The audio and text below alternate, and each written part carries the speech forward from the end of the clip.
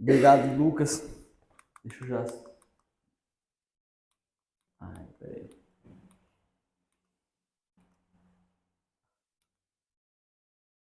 Tá. Vamos lá. Hoje, meus irmãos, nós vamos falar sobre, no princípio regulador do culto, existe a questão dos elementos do culto, aquilo que fazem parte do culto, que faz parte do culto, que é algo do culto, e existem as circunstâncias do culto. Porque sempre nessa questão sobre o princípio regulador, geralmente a gente diz assim, nós temos que ter no culto aquilo que Deus ordena. Aí a pessoa fala assim, mas onde Deus ordenou o microfone? Aonde Deus falou de banco? Por quê? Aqui é uma distinção dos elementos de culto, daquilo que é do culto que Deus ordena e aquilo que é circunstancial. Ou, quando nós falamos na aula passada, de coisas adiafóricas. São coisas indiferentes, que não fazem parte do culto, mas é comum às sociedades humanas. Nós vamos ver isso hoje, meus irmãos, essa distinção aqui. Então, eu coloquei ali o que a Confissão Batista fala sobre as circunstâncias, que é a mesma coisa da Confissão de Westminster, que é dos presbiterianos, é a mesma coisa da Declaração de Savoia, que é das igrejas independentes congregacionais.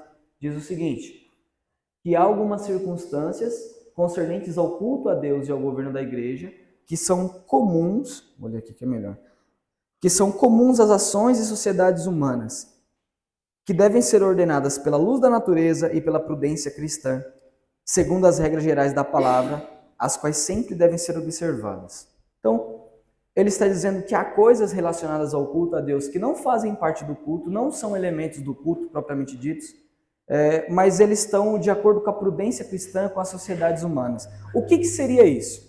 Vamos ver a explicação aqui do Brian. Ele diz o seguinte, eu não sei se todos conseguem ler, eu deixei grandão para facilitar. Ele diz, as circunstâncias do culto não são determinadas a partir da Bíblia.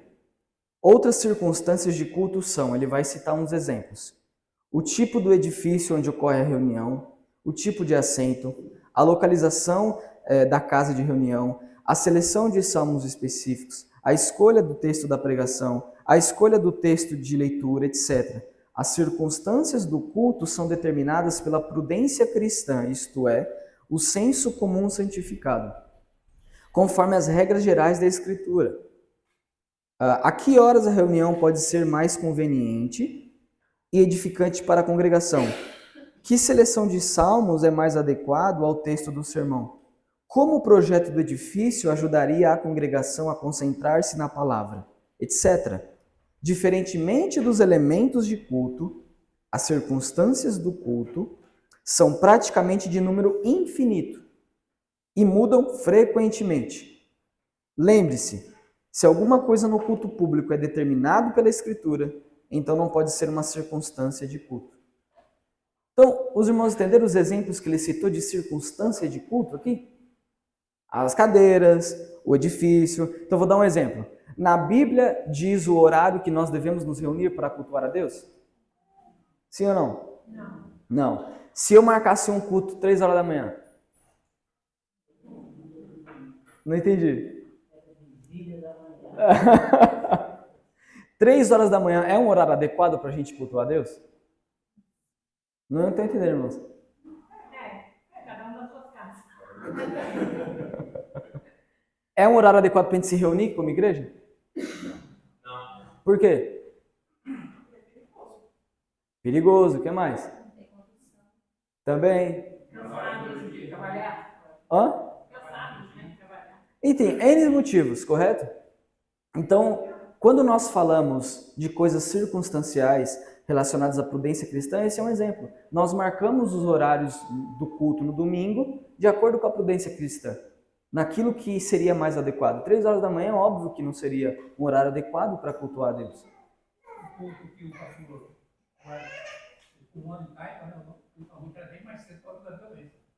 Então, tem essa questão também, circunstancial do local, da cultura. Então, é isso que diz respeito, meus irmãos, quando nós falamos de circunstância.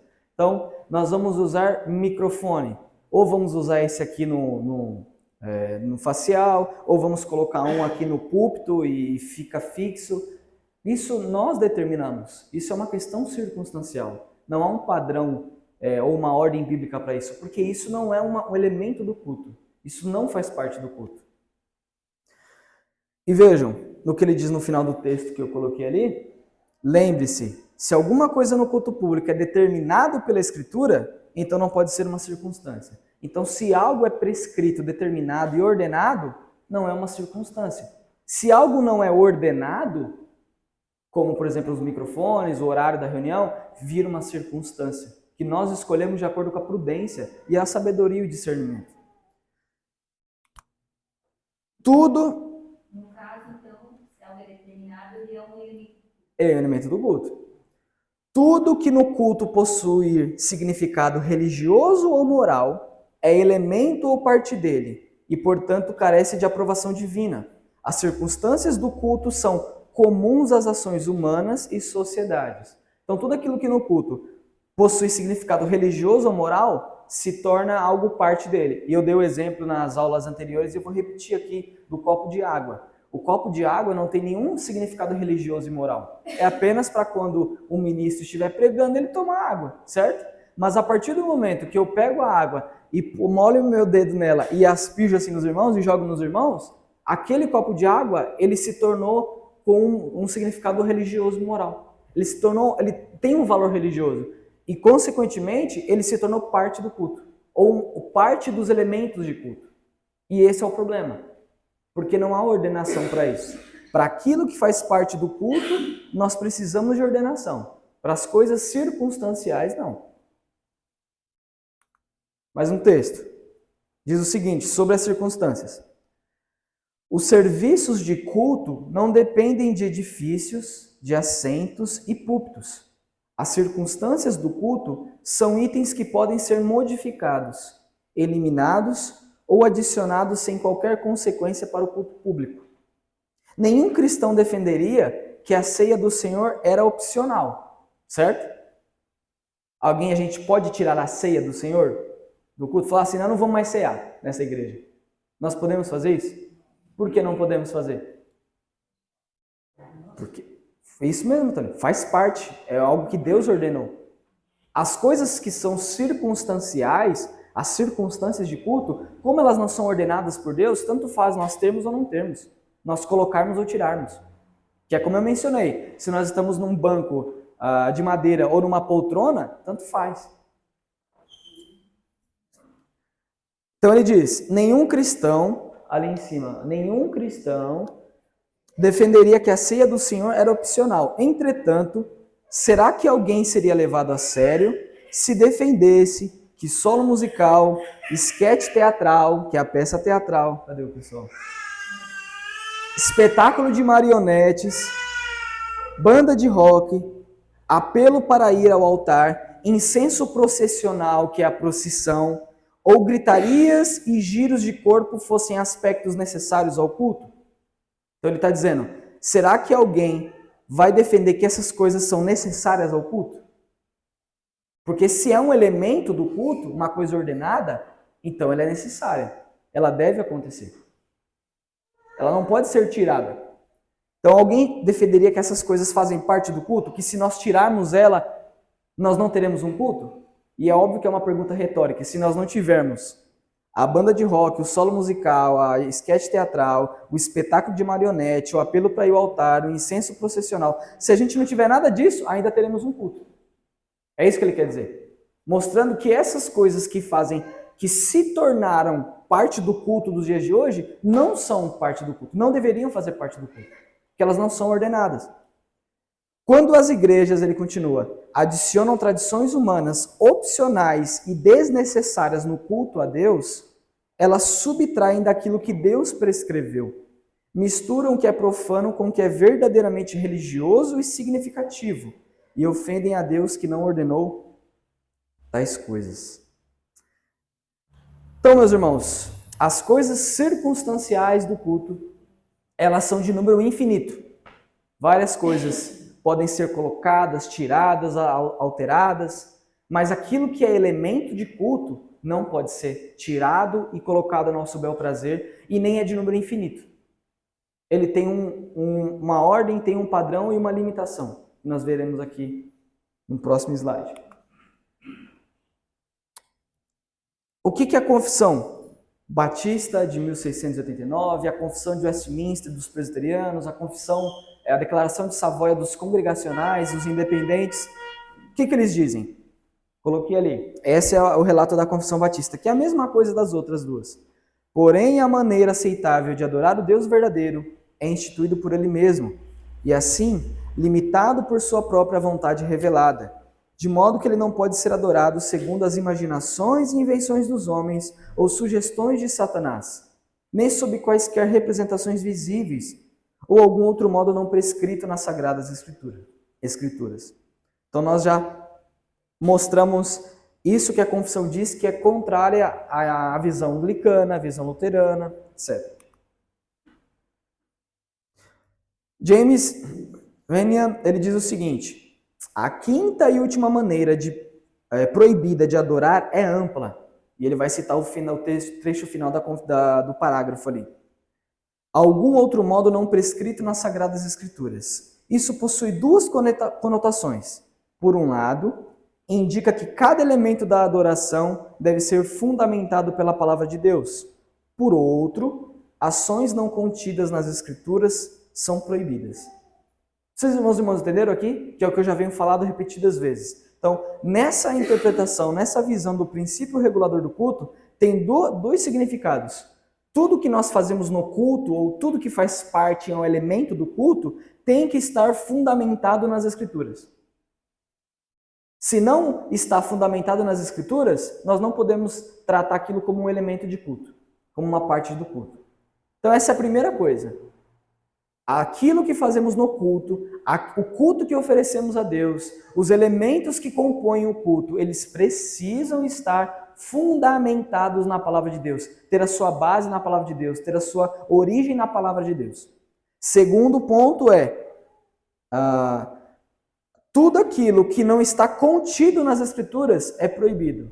Então, tudo aquilo que nós inventamos, que nós queremos colocar, que não está nas Escrituras, que não está contido, que não está implícito, nós rejeitamos. Porque a nossa base são as Escrituras. E aquilo que eu mencionei nas aulas anteriores. Para a teologia reformada, puritana, as Escrituras são suficientes, não só para a salvação, mas para o culto da igreja. Então, tudo que nós precisamos saber para cultuar a Deus, nós temos nas Escrituras. Nós não precisamos olhar para a tradição da igreja, olhar o que os cristãos fizeram no século IV, no século V, no século X. O que eles fizeram nós vamos imitar. Não, nós não precisamos disso. Nós precisamos olhar para as Escrituras, porque o que tem nela e o que Deus nos ensina nela é suficiente para sabermos como devemos cultuar a Deus de forma agradável a Ele. Ficou claro aqui, irmãos?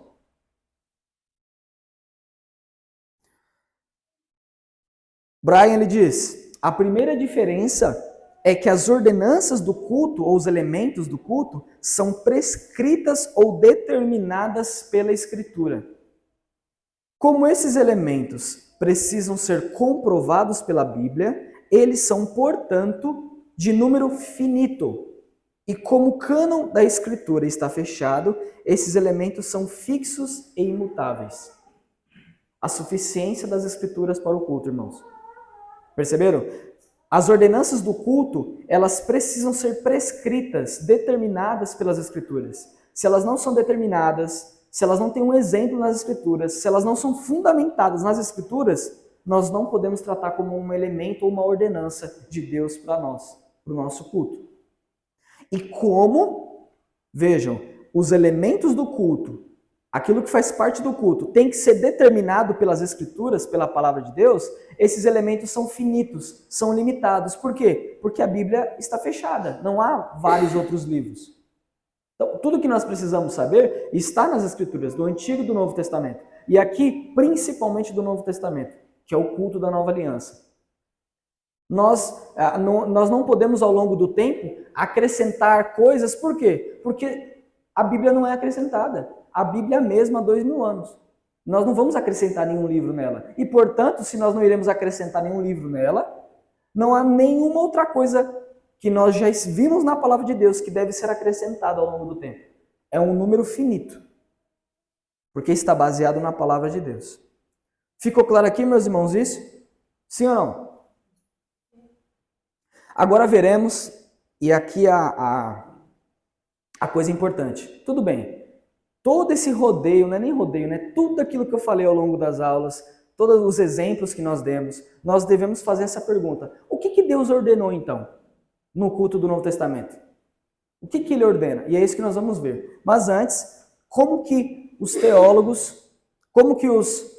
batistas do século XVII enxergaram isso? Como que o que eles enxergaram que Deus havia ordenado? Não só eles, mas os presbiterianos da época e os congregacionais independentes. Então eu vou citar a confissão mais uma vez aqui. A Confissão Batista, no capítulo 22, parágrafo 5, diz: a leitura das Escrituras, a pregação e o ouvir a palavra de Deus, o ensino e a admoestação mútua com salmos, hinos e cânticos espirituais, cantando com graça em nossos corações ao Senhor, assim como a administração do batismo e da ceia do Senhor, são todos partes do culto religioso a Deus, a serem realizadas em obediência a Ele, com entendimento, fé, reverência e temor piedoso. Além disso, a humilhação solene com jejuns e ações de graças em ocasiões especiais devem ser realizadas de uma maneira santa e religiosa. Então, para os teólogos reformados, puritanos, batista, presbiteriano, etc., eles enxergavam aquilo que fazia parte do culto, os elementos, a leitura da palavra de Deus e a pregação da palavra de Deus. Os cânticos, salmos, hinos e cânticos espirituais, o louvor, e eles mencionam a administração do batismo e da ceia do Senhor. Esses eram os elementos do culto. E ainda acrescentam humilhação solene com jejuns e ações de graças. O que seria essa humilhação solene com jejuns e ações de graças? Para eles, quando haveria uma ordenação para o ministério pastoral, a ordenação de um ministro, essa ordenação, o dia do culto da ordenação, precisava ser precedido por um jejum. Então, essa humilhação solene com jejum seria isso. A igreja e os pastores jejuarem para naquele culto ordenarem aquele irmão para o ministério pastoral. Então isso para eles fazia parte do culto a Deus. E no mesmo capítulo, 22, no parágrafo 6º, eles acrescentam, porque aqui não tem oração, mas eles mencionam no parágrafo 6º. Nem a oração, nem qualquer outra parte do culto religioso é agora sobre o evangelho, restrita ou feita mais aceitável devido a qualquer lugar onde é realizada ou para o qual é direcionada. Mas Deus deve ser adorado em todo lugar, em espírito e em verdade. Citando o texto de João. Então eles acrescentam, não falam no parágrafo 5º, mas falam no 6º sobre a oração. Então a oração também faz parte do culto a Deus.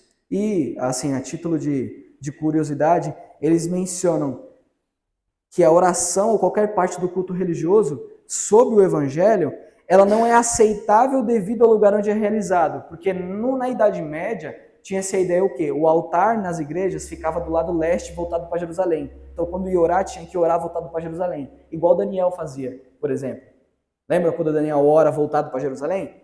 No Novo Testamento nós não temos mais isso. Por quê? Não há mais Terra Santa no Novo Testamento. Nós não olhamos para Jerusalém. Todo lugar agora Deus pode ser adorado, diferente do Antigo Testamento. Então, quando eles colocam aqui isso, eles estão rebatendo essa ideia que tinha na Idade Média. Certo, irmãos? Tranquilo por enquanto? Agora veremos quais textos ou quais coisas, né? Textos não, quais elementos fazem parte do culto. Vamos olhar para a Bíblia agora. Os irmãos viram que eu coloquei ali em cima elementos extraordinários. O que seriam isso? São coisas, tem duas explicações aqui. São elementos que fazem parte do culto, mas que não estão em todos os cultos. Por isso que eles são extraordinários. Então, por exemplo, a imposição de mãos, que nós vamos ler, quando ora-se por alguém para que ele se torne pastor, certo? A imposição de mãos e a ordenação ministerial. Ela é feita no culto, mas não em todo culto. Por isso eu coloquei como elemento extraordinário. E eu coloquei uma interrogaçãozinha ali. Eu coloquei essa interrogação. Por que? Não, eu falo nós precisamos, mas de forma generalizada, né? Precisamos analisar se a imposição de mãos que tem a ver com a ordenação, se ela era feita no culto mesmo ou era numa reunião que a igreja se reunia para isso, mas não no culto. Então existe essa, pelo menos a gente pode trabalhar essa discussão. Eu não vou entrar no mérito disso, certo, meus irmãos? Mas nós veremos que isso faz parte das coisas do Novo Testamento, daquilo que Deus ordena, mas se fazia parte do culto ou era algo feito no domingo com irmãos, é um mérito que eu não vou entrar aqui. A mesma coisa é a disciplina. A disciplina eclesiástica, que nós sabemos, se o irmão pecar, leva outro irmão, correto? Se ele se arrepender, tudo bem. Se não, leva testemunhas, fala com a igreja. Se ele não se arrepender, excomunga ele, tira ele da igreja. Agora, essa disciplina, a exclusão da membresia, acontece no culto ou não? Então essa é uma discussão que nós não vamos entrar no mérito dela aqui. Mas o ponto é que isso existe. E isso acontecia com a igreja, isso deve existir. Mas geralmente a exclusão é feita em assembleia, não acontece no culto, certo? Então abram comigo, por favor, em 1 Timóteo. 1 Timóteo 5. Paulo aqui está falando sobre os presbíteros, a partir do versículo 17, mas no versículo 20, sobre disciplina. Eu esqueci de anotar ali no slide. 1 Timóteo 5, 20, falando sobre presbíteros. 5, 20. Aos que pecarem dos presbíteros, repreende-os na presença de todos, para que também os outros tenham temor. Então aqui ele está falando sobre liderança. Aqueles presbíteros que pecarem, que viverem na impenitência, etc., eles devem ser repreendidos publicamente. Mas a questão é, eles são repreendidos publicamente no culto ou numa reunião com a assembleia? Certo? Isso é uma questão, é um mérito que eu não entrarei, meus irmãos. Ok? Mas o que nos importa saber é que a imposição de mãos é algo bíblico. No versículo 22. A ninguém ponhas precipitadamente as mãos, nem participes dos pecados alheios. Conserva-te a ti mesmo puro. Então a imposição de mãos, ela é bíblica. Vejamos outro exemplo. Atos capítulo 13.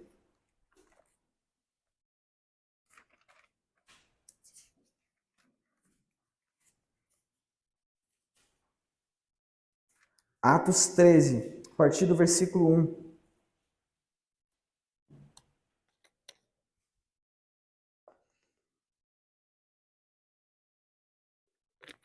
Atos 13, 1.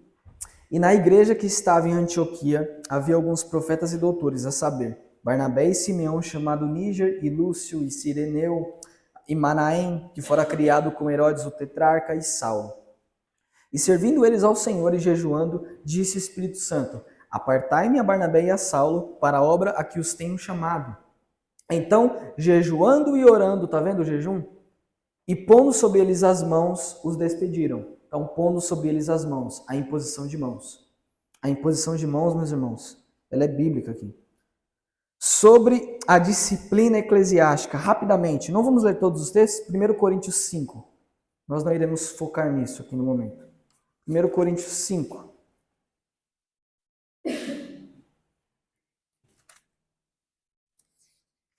texto de Mateus, os irmãos já sabem de cor, então vamos para 1 Coríntios 5.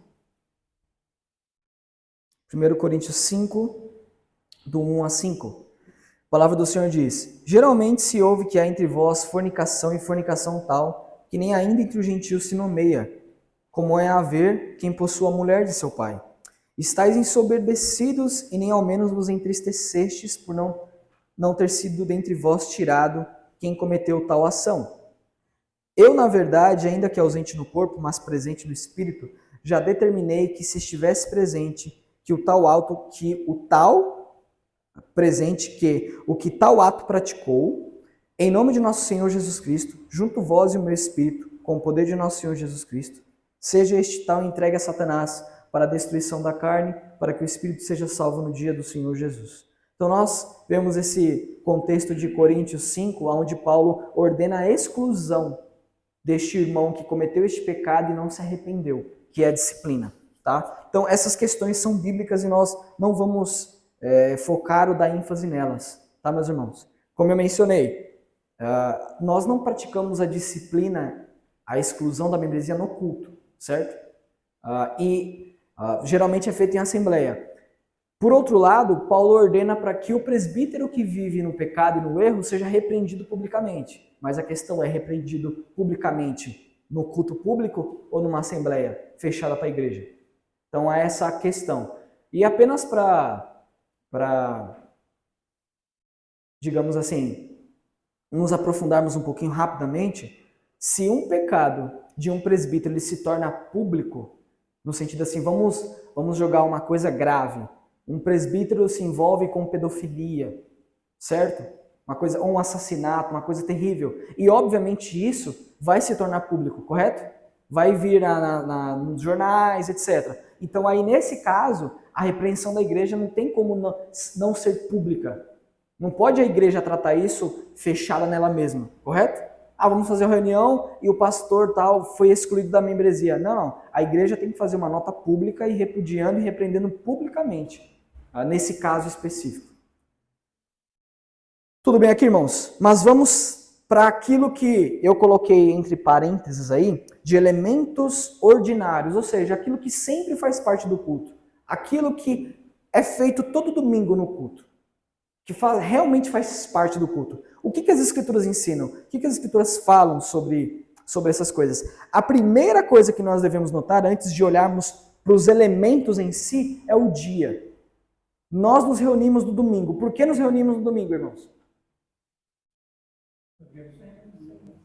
Dia do Senhor. Por que é o dia do Senhor? Da ressurreição, o que mais?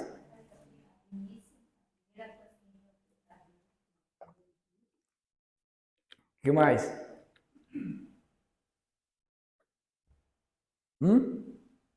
Se alguém falasse assim para os irmãos, vocês cultuam no domingo porque Jesus ressuscitou, mas ele não falou para cultuar no domingo, porque ele ressuscitou.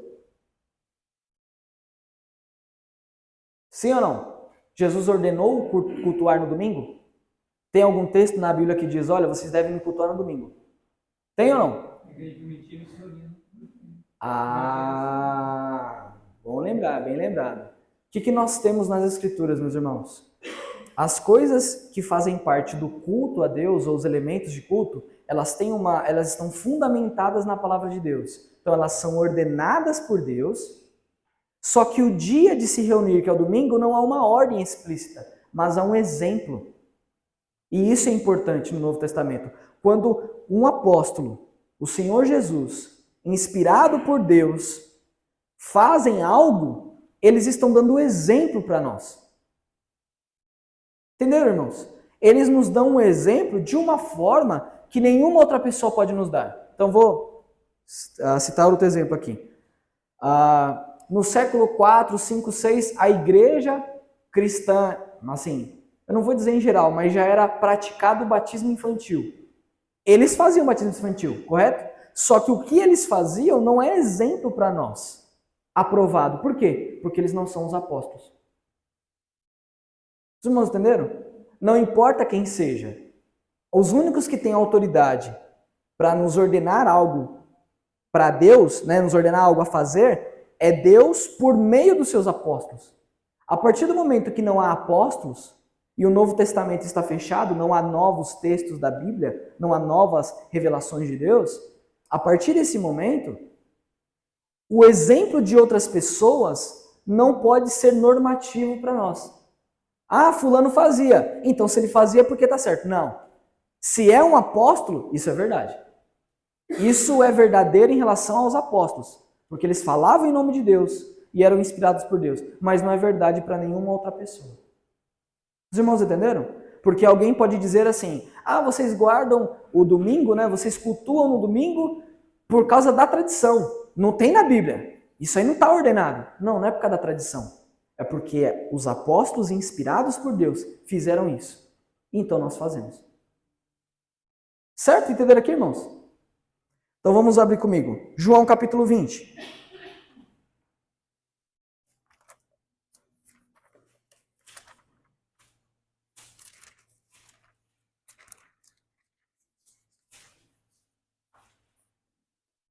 João 20, versículo 1. E no primeiro dia da semana, Maria Madalena foi ao sepulcro de madrugada, sendo ainda escuro, e viu a pedra tirada do sepulcro. Então ela vai no primeiro dia da semana, ela vai domingo. Pulem para o versículo 19. Chegando, pois, à tarde daquele dia, o primeiro da semana, e cerradas as portas onde os discípulos, com medo dos judeus, se tinham ajuntado, chegou Jesus e pôs-se no meio e disse-lhes: paz seja convosco. 19, versículo 19. No versículo 1, de manhã no domingo, Jesus ressuscita. À tarde, no domingo, no mesmo dia, Jesus aparece para os discípulos e diz: paz seja convosco. No versículo 26 agora, pulem para o versículo 26. E 8 dias depois, estavam outra vez os seus discípulos dentro, e com eles Tomé. Chegou Jesus, estando as portas fechadas, e apresentou-se no meio e disse: paz seja convosco. 8 dias depois aqui, meus irmãos, no 8º dia, é o domingo. Dia 1, domingo. Dia 8 seria no outro domingo. Certo? Então o Senhor Jesus aparece a primeira vez para os discípulos no domingo, e depois aparece para Tomé no outro domingo. Atos capítulo 2. Atos 2.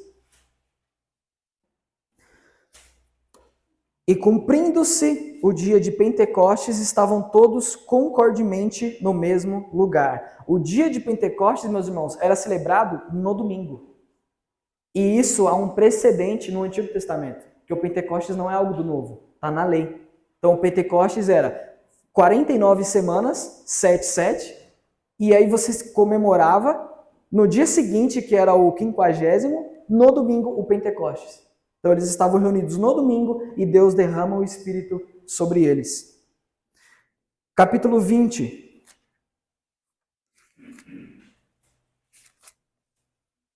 Versículo 7. 20, versículo 7.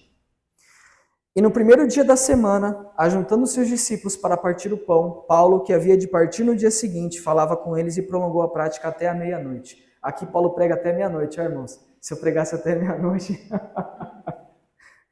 Então, Paulo prega até meia-noite. E ele faz isso no primeiro dia da semana, no domingo. Então assim, meus irmãos, os apóstolos, inspirados por Deus, se reuniam no domingo para cultuar a Deus, para partir o pão. Portanto, nós fazemos o mesmo. Porque há um exemplo apostólico. Para as outras coisas que nós vamos ver aqui, há uma ordem apostólica e no dia de se reunir para cultuar ao Senhor, há um exemplo apostólico. E o exemplo apostólico é um exemplo provado. Então vejam, por mais que não tenha a ordem, reúnam-se no domingo, existe um exemplo apostólico, inspirado por Deus. E, portanto, está fundamentado nas Escrituras. Entenderam, irmãos? Está nas Escrituras. Diga. É forte um pouco da aula, é só para entender, aqui, não cai por terra tudo aquilo que aí podem entender, nessas passagens que eu ler, e não tem como você ordenar a morte hoje. Não.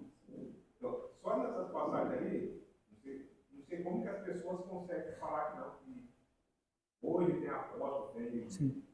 Porque só vendo essas passagens você já cai por terra tudo. Sim. É que as pessoas, elas interpretam mal e aplicam mal. Elas não percebem as implicações daquilo que é defendido. Toda teologia, irmãos, tudo aquilo que nós defendemos tem implicações. E às vezes a gente não se dá conta e não vai até as últimas consequências.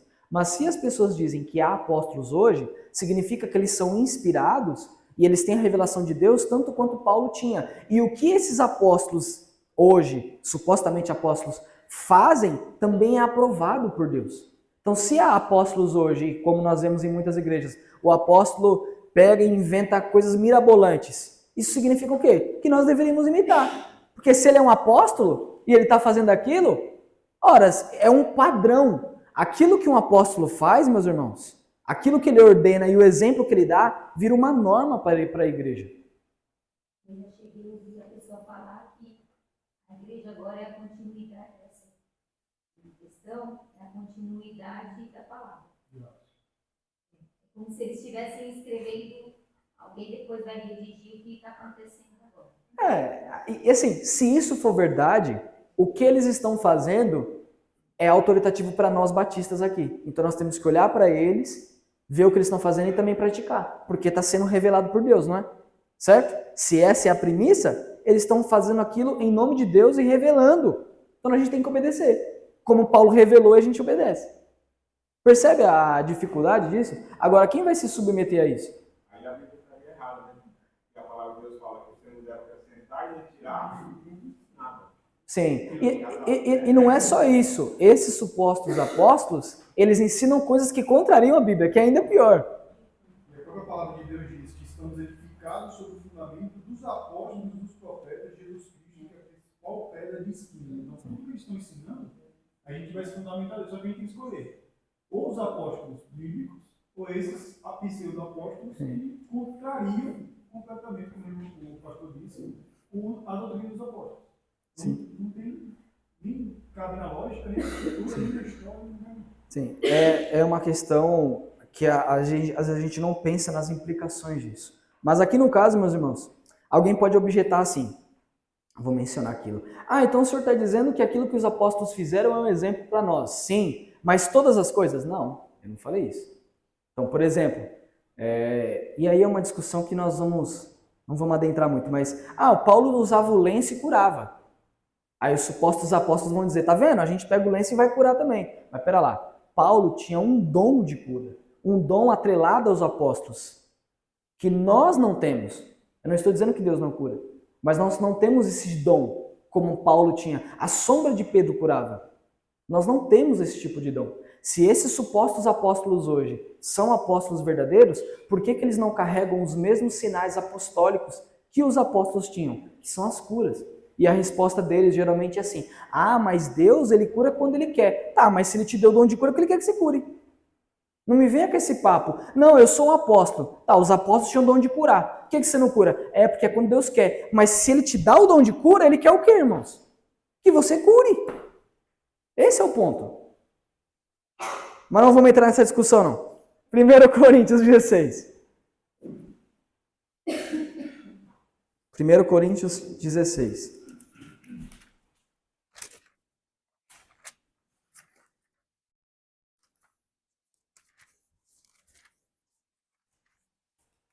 Primeiro Coríntios 16, versículo 1 e 2.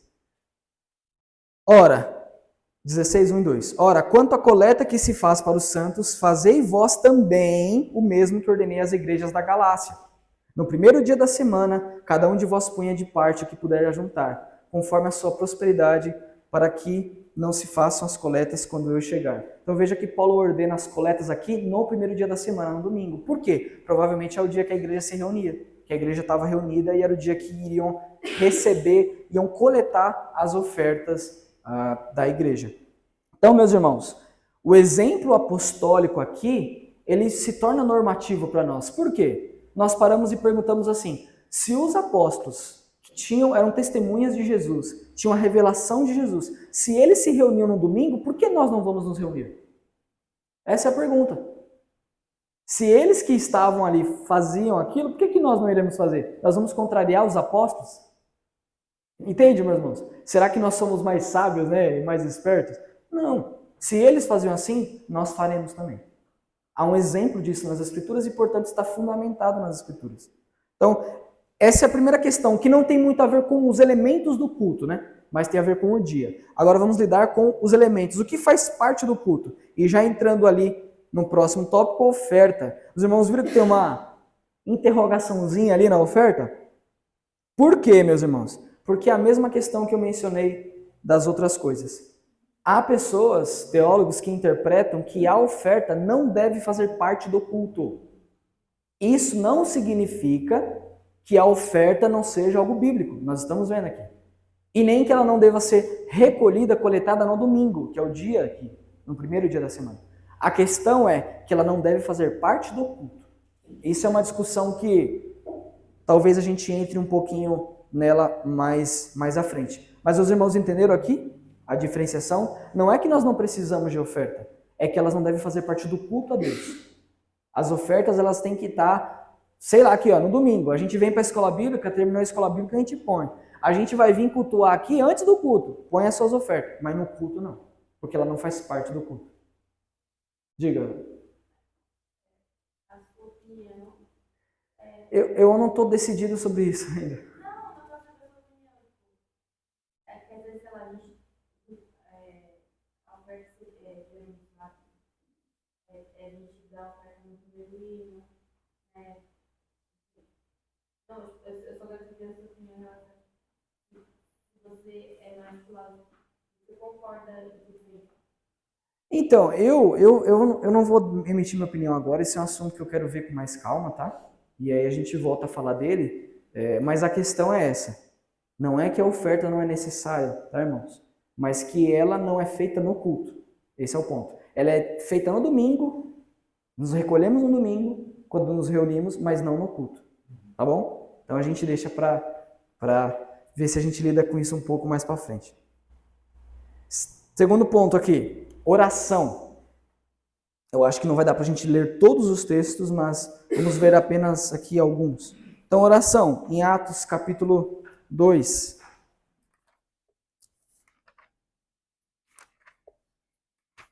Atos 2, 42. Atos 2, 42.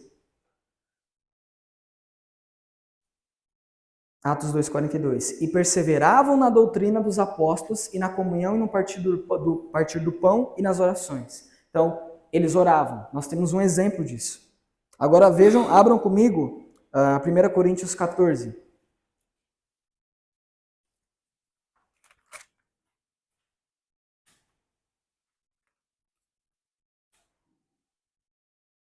Coríntios 14, versículo 15. 1 Coríntios 14, 15. Que fareis, pois? Orarei com o espírito, mas também orarei com entendimento. Cantarei com o espírito, mas também cantarei com entendimento. Aí aqui Paulo está corrigindo a igreja de Corinto sobre o falar em línguas, tudo. Mas a ênfase que eu quero que os irmãos vejam é que Paulo diz que eu vou orar com o espírito, mas vou orar com entendimento. Então ele está mostrando que há oração no contexto de culto público. Agora, último ponto, 1 Timóteo 2. Uma ordem assim, mais clara e explícita. 1 Timóteo 2, 1. 1 Timóteo 2, 1. Diz: admoesto-te, pois, antes de tudo, que se façam súplicas, orações, intercessões e ações de graças por todos os homens. Então nós vemos uma ordem apostólica aqui, para oração. Versículo 8. Quero, pois, que os homens orem em todo lugar, levantando mãos santas, sem ira nem contenda. Então, há uma ordem apostólica para a oração no culto. No culto, e claro, a oração faz parte da vida do cristão, né? Mas o nosso foco aqui é o culto.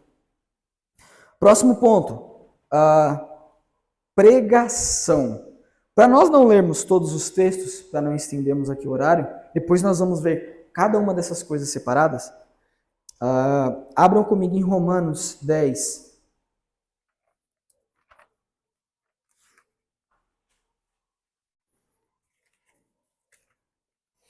Romanos 10, 14, 15. Romanos 10, 14, 15.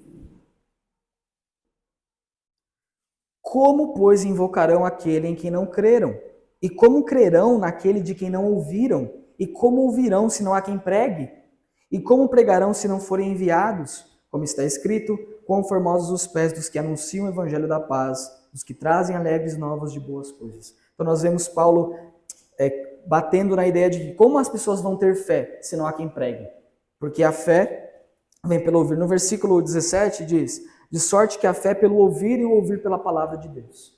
Então há uma ordem para a pregação, porque é por meio dela que vem a fé, que Deus usa como instrumento para dar a fé. E o outro texto, abram comigo em 2 Timóteo 4:2.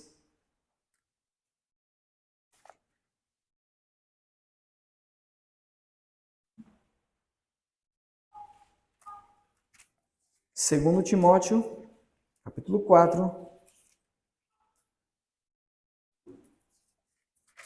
versículo 2. Que pregues a palavra, enches a tempo e fora de tempo, corrijas, repreendas, exortes com toda longanimidade e doutrina. Pregue a palavra. Então há uma ordem de Paulo a Timóteo, pregue a palavra. Então nós temos uma ordem para a pregação da palavra de Deus, no culto ao Senhor.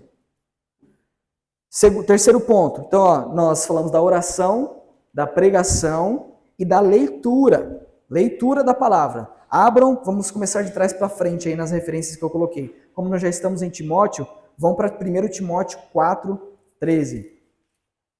1 Timóteo 4:13.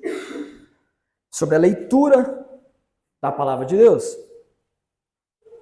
Persiste em ler, exortar e ensinar até que eu vá. E esse persiste em ler é ler de forma pública a palavra de Deus. Então, há uma ordem apostólica, uma ordem de Deus para lermos a palavra de Deus de forma pública. A leitura que é pública, não é? Timóteo, persiste em ler na sua casa, uma devoção pessoal, uma leitura pessoal, não é essa a ideia. Leia publicamente, porque a exortação e o ensino também é público. Essa leitura ela é pública.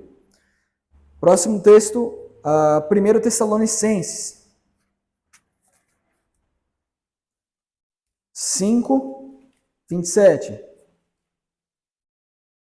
Paulo então escreve as cartas, as suas epístolas, e ele ordena que elas sejam lidas. E aqui nós temos a ordem para nós lermos as escrituras no culto, como Timóteo, né? 1 Tessalonicenses 5:27. Pelo Senhor vos conjuro que esta epístola seja lida a todos os santos irmãos. Então ele está conjurando, fala, leiam esta epístola a todos os santos irmãos. A leitura da palavra de Deus. O último texto, Colossenses 4:16. Voltem aí alguns. A carta anterior. Colossenses 4:16. A palavra do Senhor diz: e quando esta epístola tiver sido lida entre vós, fazei que também seja lida na igreja dos Laodicenses. E a que veio de Laodiceia, lede a vós também. Então ele ordena que a carta seja lida na igreja. Perceberam, irmãos? Lida para todos. E a carta que mandou para Laodiceia também leiam. Então essa correspondência. A leitura da palavra de Deus é ordenado nas Escrituras. Paulo ordenava isso. E o último ponto aqui, o louvor. Voltemos para 1 Coríntios 14. 1 Coríntios 14. No versículo 15 de novo que nós lemos, diz: que farei, pois? Orarei com entendimento, mas também orarei com espírito, mas também orarei com entendimento. Cantarei com espírito, mas também cantarei com entendimento. Então há o canto aqui. Versículo 26. Que fareis, pois, irmãos? Quando vos ajuntais, cada um de vós tem salmo, tem doutrina, tem revelação, tem língua, tem interpretação, faça-se tudo para edificação. E nós já vimos que Paulo corrige a bagunça que tinha na igreja, estabelecendo a ordem de como as coisas devem ser. Mas vejam que a igreja tinha salmo, então ela tinha louvor. Porque salmo são cânticos. A louvor. Próximo texto, Efésios 5:19. Efésios 5:19.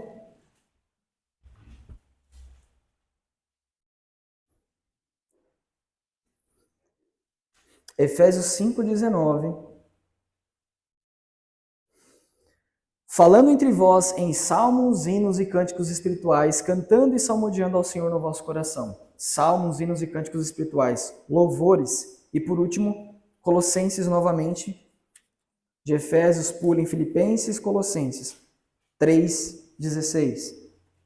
3:16. A palavra de Cristo habite em vós abundantemente, em toda sabedoria, ensinando-vos e admoestando-vos uns aos outros, com salmos, hinos e cânticos espirituais, cantando ao Senhor com graça em vosso coração. Então há o louvor, o canto na igreja. Essas 4 coisas então nós vimos, meus irmãos: oração, pregação da palavra, a leitura da palavra e o louvor. Certo? 4 coisas, desculpa. 4 coisas. E eu coloquei aqui embaixo os sacramentos, são aquilo que as coisas que Jesus Cristo nos ordena. O que são os sacramentos, meus irmãos? São meios de graça. Mas qual é a ideia? É diferente da teologia católica romana. Eles têm a ideia, o princípio é que o sacramento lá, ele confere graça. Em latim seria, que eu li já faz um tempo, né? Ex opere operato, se eu não me engano. Que é a ideia de que o sacramento por si só tem poder. Então, por exemplo, na visão da Igreja Católica, você se batiza o neném. E o neném, ele deixa de ser um pagão, se torna um cristão e é salvo. O batismo salva. Essa é a ideia. Porque é um sacramento que tem poder. Entenderam, irmãos? Para a visão protestante, não há problema a gente chamar o batismo e a ceia de sacramento como um meio de graça. Porque ele confere graça, ele edifica a nossa fé, ele alimenta e aumenta a nossa fé. Mas o sacramento por si só não significa nada se a pessoa não tiver fé. Na visão católica, a pessoa não precisa ter fé. O neném não tem fé, correto? Só que o batismo salva o neném, porque o sacramento ele é poderoso por si só. Na visão protestante, não. O sacramento ele necessita da fé daquele que comunga. Então, se aquele que participa da ceia não participa com fé, ele está tomando para a condenação dele. Se aquele que participa do batismo não está participando com fé, ele só apenas se molha. O batismo não tem significado algum, se não é misturado, né? Se não está envolvido com fé, naquilo que o sacramento representa. No caso, o batismo, uma nova vida com o Senhor, a união com o Senhor. E a ceia também, a união e a comunhão com o Senhor e com os irmãos.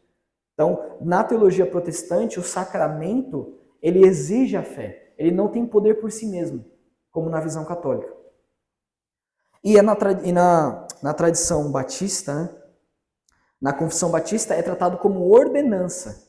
E, infelizmente, por ser tratado como ordenança, os batistas, ao longo do tempo, entenderam que a visão batista é diferente das visões presbiterianas, por exemplo. Não pode ser chamado de sacramento, porque é ordenança. É a mesma coisa, desde que se entenda o significado. Não é que o batismo por si só tem poder, mas a fé no Senhor Jesus, naquilo que ele representa, tem poder.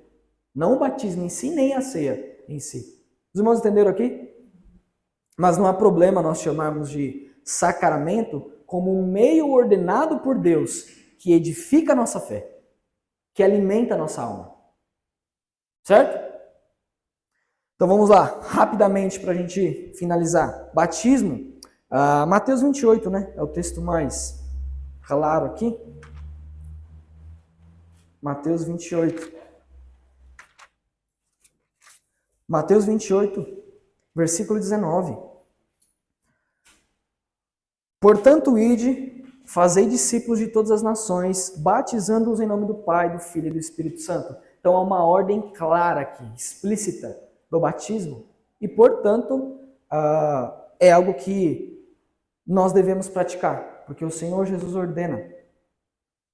É algo que faz parte. Vamos ler Gálatas 3:27. Eu não vou ler todos os textos, né? Só mais um. Gálatas 3:27. 3:27. Mas é ordenado pelo nosso Senhor. Gálatas 3:27 diz: porquanto todos quanto fostes batizados em Cristo, já vos revestistes de Cristo. Então o batismo simboliza isso, essa união com Cristo, esse revestimento. Então há ordem no Novo Testamento e há inúmeros exemplos para batismo no Novo Testamento. Nós vamos falar um dia só sobre batismo, tá, irmãos? E nós vamos lidar isso com mais detalhes. Sobre a ceia. 1 Coríntios 11. Vamos ler já em Coríntios. 1 Coríntios 11.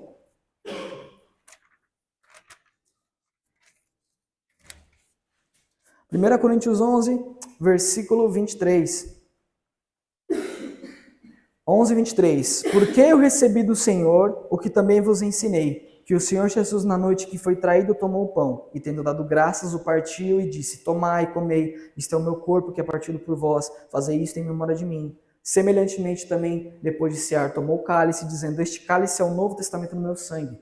Fazei isto todas as vezes que beberdes em memória de mim, etc. Nós sabemos, Paulo vai explicar a ceia, ele vai lidar como a igreja estava fazendo errado a ceia, ele vai regular, ordenar como as coisas devem ser. Então nós vemos aqui, meus irmãos, também a ceia, que é um elemento de culto, é ordenado no Novo Testamento. O Senhor Jesus estabelece em Mateus 26, mas aí para nós não avançar aqui no tempo, já li logo 1 Coríntios 11, porque aqui Paulo fala da mesma ceia e ele estabelece a ordem, as coisas como deve ser. Então vejam que a ceia é algo que faz parte do culto, ordenado pelo Senhor Jesus, e também tem um exemplo apostólico.